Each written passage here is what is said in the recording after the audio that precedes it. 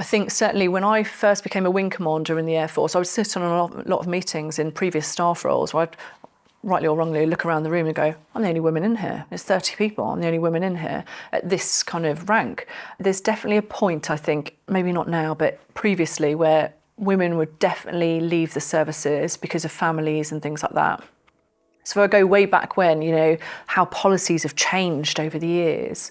When my dad joined the Navy, married men got paid more than single men because they had to keep their wives. Roll on maybe 20 years after that, the maths in public, then my mum can't stay in the Navy because she's pregnant with me. Then roll on, however old I am, to my current day. And when I had kids, I thought, am I going to have to leave at a certain age? And that age is around the time when you're probably getting to those command opportunities. I said to a friend, I've got a 3-year-old and now a baby, and I'm going to be at the top of the list of deployment now. What do I do? I think I'm going to have to leave. And she said, no, we've just introduced this new policy around flexible working. Basically, you can say for the next 3 years, I don't want to be deployed. And that, at that time, kept me in the job.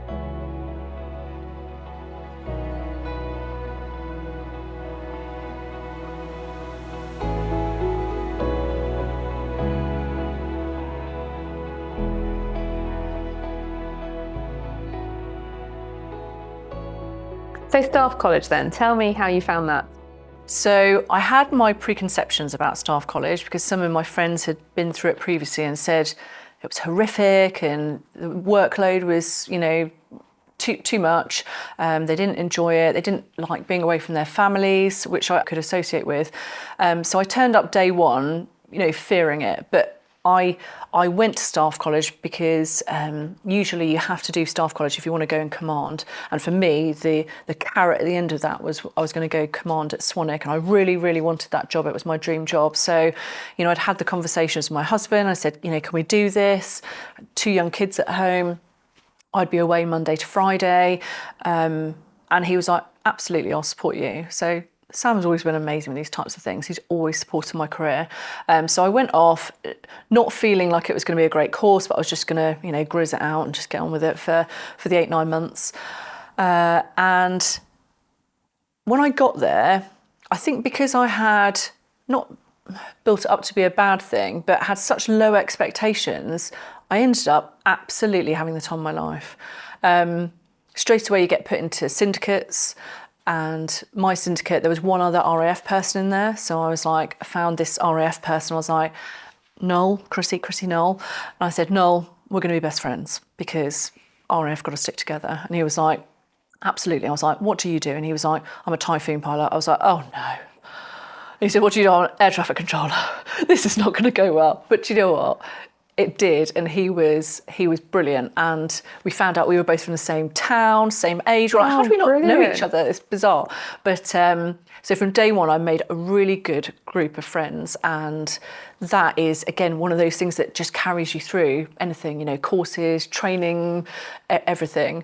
But one of the things I took away from the course was, don't focus on the things that you think you don't like now because you're enjoying yourself. So every time something new came up, I would just volunteer, not necessarily to run it or anything like that or be front and centre, but to attend, to go and participate. And it was definitely the right thing to do because our last term is when COVID kicked in. So we ended up getting sent home very short notice and missing out on the whole of the last term. And I look back on that time now and think I'm so grateful I threw myself into everything for those first 2 terms because a lot of people wanted to stay in their rooms and work, and wanted to go crazy for their last term.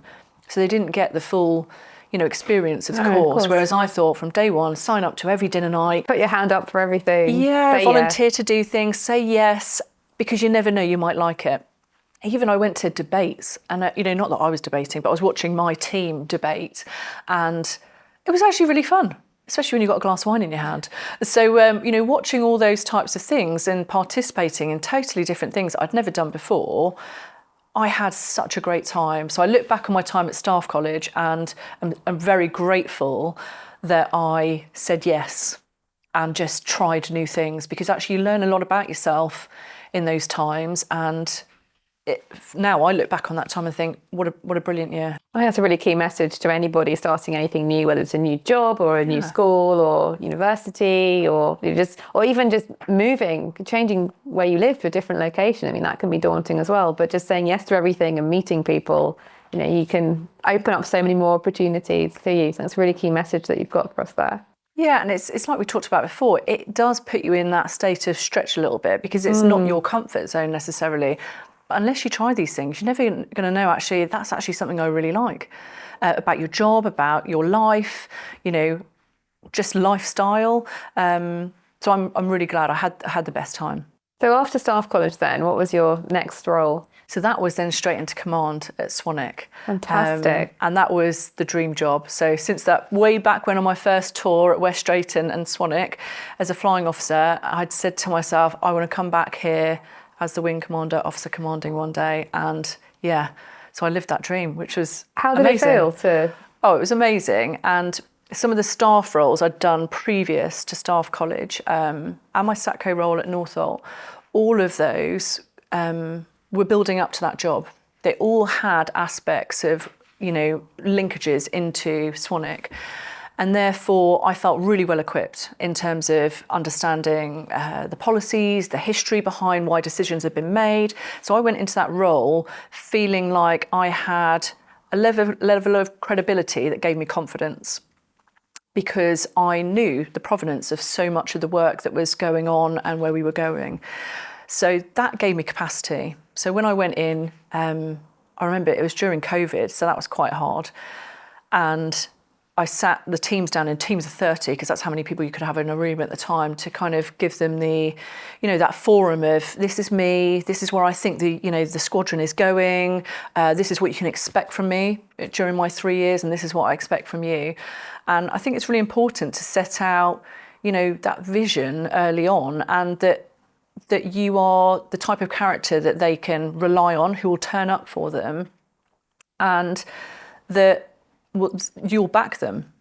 It's important, you are there to be one team and deliver. And I had the most amazing time there, but command is a privilege and challenge in equal measure. There's no doubt about it. It's hard work as well. And how was it going into that role, going into command, going into a leadership position? So like I said, I think from a credibility perspective, I actually had confidence going into that role. You would think you would have that imposter syndrome going into such a big role. And I did have that imposter syndrome at times when I'd maybe walk into a room to introduce myself or something like that. But ultimately, when I sat in the office or when I was advising people, I knew exactly where I was coming from because of the roles I'd done before. So I was happy that I was contributing fully. I think it was a tough time because the first year and a half of my command tour there was COVID.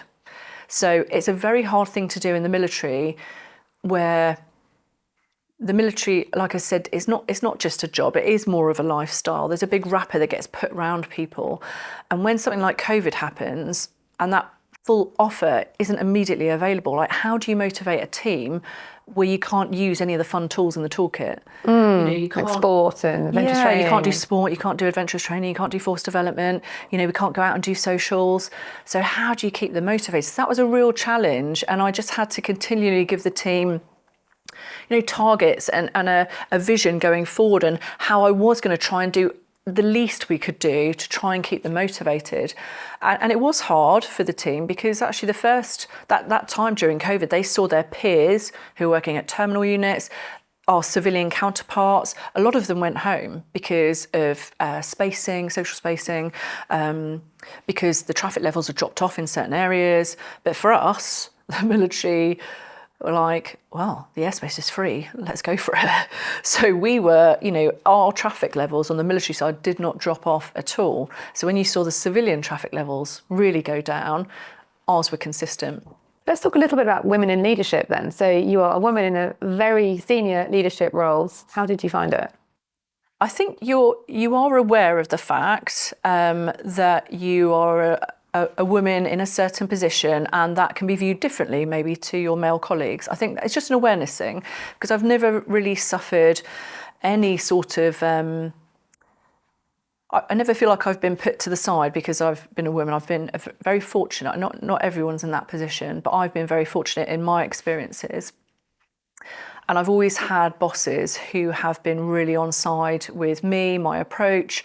So I've never felt disempowered because I was a woman in leadership, which was great. And I did notice early on that there was a couple of kind of more junior people on the squadron would come to me and say, we think it's fantastic there's a woman in charge. And I think I maybe took that a little bit lightly at the time, because you don't ever want to think of yourself as, role model is far too strong a term for it, but you don't want to ever, if you feel uncomfortable thinking, I'm a role model for someone. I'm not saying I am personally, as in people see a woman in a leadership role.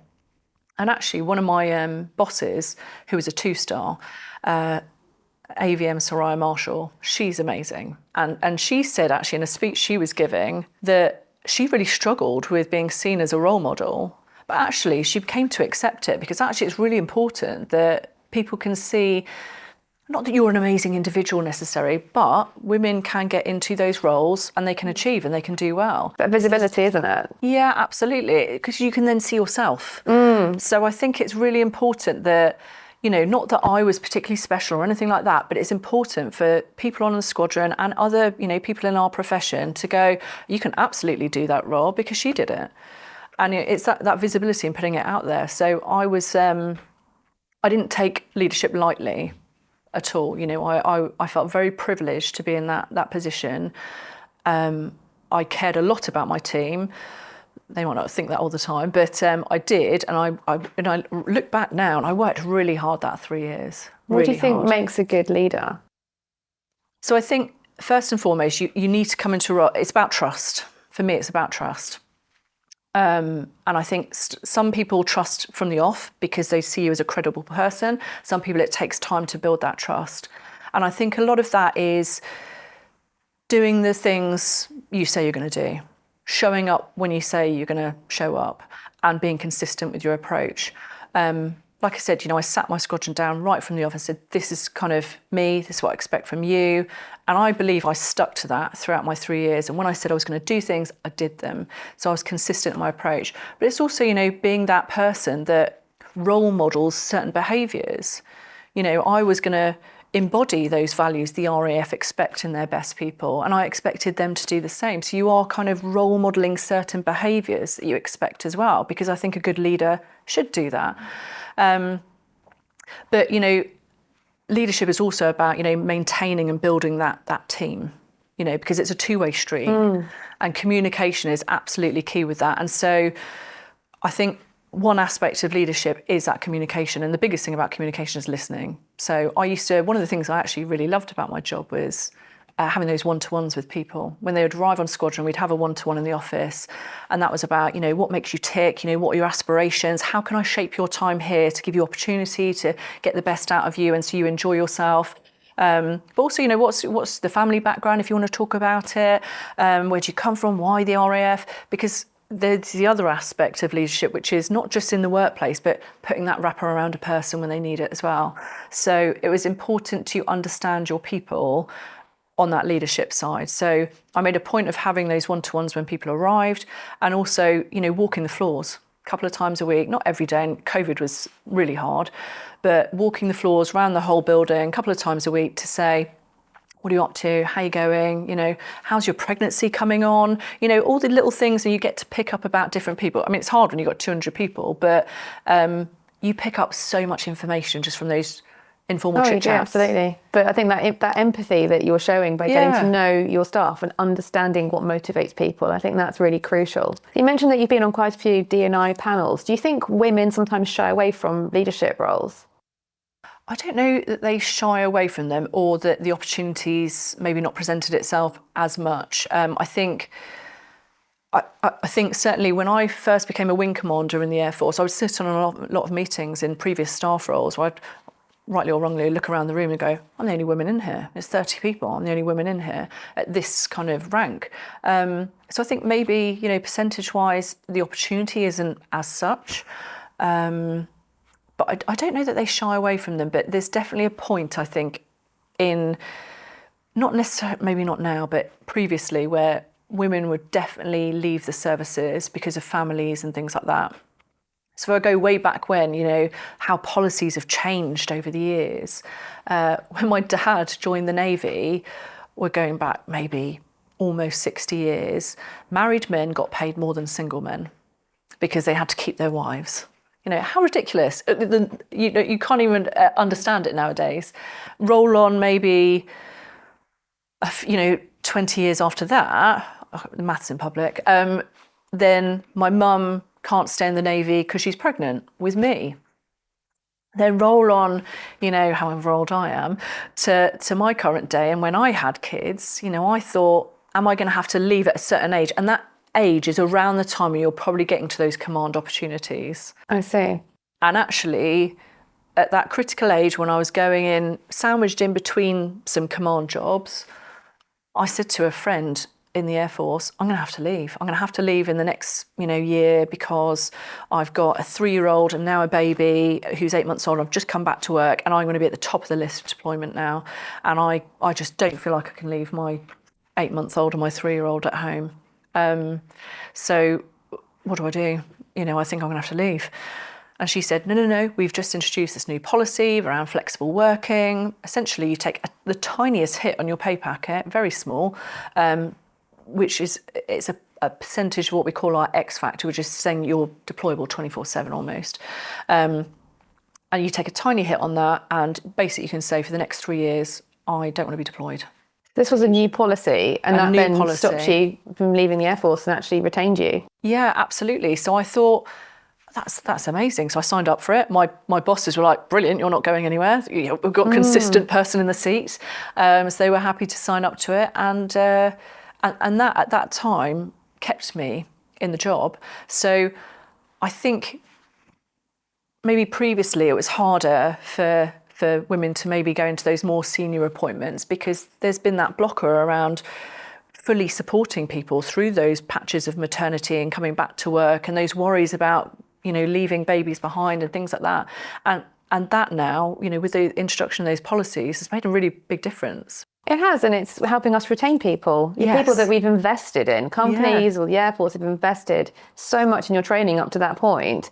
To then not retain you it's a real shame. It's a waste of resource. Yeah. But just by making those flexible changes, which I think is sort of coming on a little bit to talking about equality versus equity, as in equity is giving people the tailored support that they need. But that flexible working policy for you is a fantastic example of how the Air Force retained you, and then you went on to being, officer commanding of 78 Squadron. Yeah, absolutely. So I was delighted that things have changed so much in the services. And like I said, it's not the case for everybody, but I have been very fortunate that every time I've come to those moments where I've questioned, should I stay in, actually there's been a really strong reason for it, and the services have responded to my needs. And I think that's the message I would give to a lot of women who are thinking about maybe joining the services. It's a really great job, and like any job out there, you will read negative stories, and there's been a lot in the press recently, quite rightly so, that some of the things that have gone on before are highlighted and addressed, and it's a continuous process. So it's by no means, fixed. But my personal experience has been really positive, and I've been really lucky to have really great bosses and role models, most of which have been men throughout, but I can safely say they've always fostered a great relationship with all the women around them as well, which has been brilliant. So we touched earlier on pregnancy and maternity and companies changing policies with regards to retaining skilled women such as you and, going on to having a fantastic career in the Air Force. But now let's move on to menopause and perimenopause. So can you talk a little bit about your experiences of that? So I did the thing where I watched Davina McCall's, she did a couple of episodes about menopause, and for me, that was enlightening. And so with just that little bit of knowledge, from a couple of years ago, I kind of went into my roles, keeping that in the back of my mind. And so when there was a few times during my job, probably at Swanwick actually, when I felt really, really quite stressed, I remember a particular call. So this is during COVID, and it had been quite a stressful time. I think the squadron as a whole were feeling, quite pushed because, like I said, they were in the workplace and other people weren't. And, I was feeling that pressure as well. And I remember speaking to my boss at the time, who I hadn't met in person because of COVID, and he was at the other end of the country. And we would have kind of monthly Skype or Teams calls. And this one particular one, he said, "How are you?" And I thought, I'm just going to say it. I'm perimenopausal. And I just heard, there was just a pause at the other end of the line of silence. He wasn't expecting that. And I don't think he thought, oh God, I don't want to talk about that. But I think he just thought, oh, we're going to talk about that today. Right. So he clearly took a breath and he said, so what are you doing about it? And I said, well, I've bought a weighted blanket for starters. And he went, oh, that's very interesting. My dog's got one of those. I thought, At least he was trying to relate. He was trying. And actually, he was a really good guy. He used to give me really good advice. And he was totally on side with me talking about this. So we had that conversation. And he said, what makes you think it's this? And I said, well, I felt very stressed, a little bit anxious this last kind of couple of weeks. And, I think it must be this. After what I know from watching these programmes, it is this. And I was saying it like it was absolutely scientific fact. Roll forward a week or two, I then booked in with the nurse and said, can you do any extra tests? I know tests are not definitive when it comes to perimenopause, but give me some indicators so I know it probably is that, or if it's something else. I mean, it could be that I've got a medical problem, or, whatever else. Test came back and she said, it's whilst not definitive, because perimenopause is also very much about how you feel, which sometimes you can't see on a test. I can 95% sure say that your indicators say that you're not perimenopausal. So I was like, oh, that's awkward. She was like, I was really hoping I was. She went, really? I was like, well, I told my boss I was. She went, you're going to have another conversation then, I'm sure. So lo and behold, a few weeks later, I'm chatting to him on our monthly call and he's like, so how is it going? Have you had any other ways that you're managing it? Have you seen the nurse? I said, yeah. And I think maybe I was just stressed. I said, but on the bright side, it's really good to talk about perimenopause, isn't it? And he was like, do you know what, Chrissie? It absolutely is. And so even though maybe I'd sent him up the wrong path at the time, I actually looked at the positives of that and actually thought, do you know what, I had that conversation with my boss. I wasn't embarrassed. I didn't feel shamed about it. He certainly didn't think it was odd, despite, his initial pause going, oh, right, we're going to have a talk about that. He was really receptive to it. Like I said, he was a great boss. And actually, I talked about it openly with all my staff at that time as well, going, I think I'm going through perimenopause. This is happening, this is happening, this is happening. And there definitely were some symptoms. So I still stick to my guns that I'm sure it was a little bit of that. But at the end of the day, it was stress. It was temporary, it was stress. And, I had to look inside, why I thought I was maybe so stressed at the time then, because whether it was perimenopause or it was just stress or anxiety or anywhere in between, I had to think about, okay, well, how are you going to cope with that? What are your coping mechanisms? A little bit like how did you deal with failure earlier on? Having something in place to maybe be aware, first and foremost, that's how you're feeling, but then think, how are you going to get after it? That's quite important. And I guess in your role, you are also looking after not just your mental health, but also the mental health of your colleagues as well, and also in a particularly challenging time like COVID. Yeah, absolutely. And I think, we would always track, formally and informally across, our squadron, our personnel, what was going on. So you would always have a percentage of people who were on your welfare register, and you were actively, monitoring, making sure they were, under the care of the relevant professionals. So you knew about them. There's also that number bubbling under the surface that you don't know about, and you need to be really conscious about. So there are a number of things we had to put in place, not just during COVID, always you have to have in place in terms of areas people can go to for help, whether it's people who are trained in kind of mental health signposting, or if it's the padre or all these other things, people that they can go and speak to. So, there's always a number bubbling below that as well. So it's never just the people on your register, it's a bigger picture. But one of my friends, alerted to me recently is you have to, it's very much like, putting your oxygen mask on first. You can't support people, can you? If you are, in reserves, draining your reserves, your energy reserves, and you can't support other people. Absolutely. So I think, for a long time, in those types of roles, you do try and mask over because you're like, no, everyone else's problems are much more important than my own, because you're in a leadership role. You think, I am charged with looking after these people, always put them first. But you do have to consider yourself as well. And I think that's probably a weakness of a lot of leaders, is that they don't consider their own feelings as well, because they feel like they must always put everybody else first. So your current role at the moment as a group captain, so tell me a little bit about that and how you found moving from air traffic control to your current role. So I would say it was a big step in the fact that it was a promotion, so you've got that sense of achievement. You think this is exciting, but what comes with that is a level of expectation as well. You've stepped up a level, that level of responsibility. How you execute your role should be better. So there is that pressure you put on yourself. Clearly, you go into a new team as well. So you've got a new team now you're working with, and the team I'm working with now I'm doing something totally different to clearly what I did at Swanwick. So, from an air operations environment to planning, performance and risk. So, I've dabbled with parts of that in previous jobs, in terms of measuring performance. We did that at Swanwick. In terms of air safety risk, clearly I've done that. But what we're doing in this team is really quite different. But this is where the power of a good boss comes in, I think. And both my first boss and my second boss above me they've been really great from day one. They have motivated me and coached me to say, you are in this job because you have displayed excellent judgment. You have been a great leader.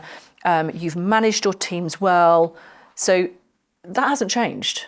It might not be air operations. You just translate those things into here, and we trust you. And from day one, that's how kind of the message I've got, we trust you because you have good judgment in these other things.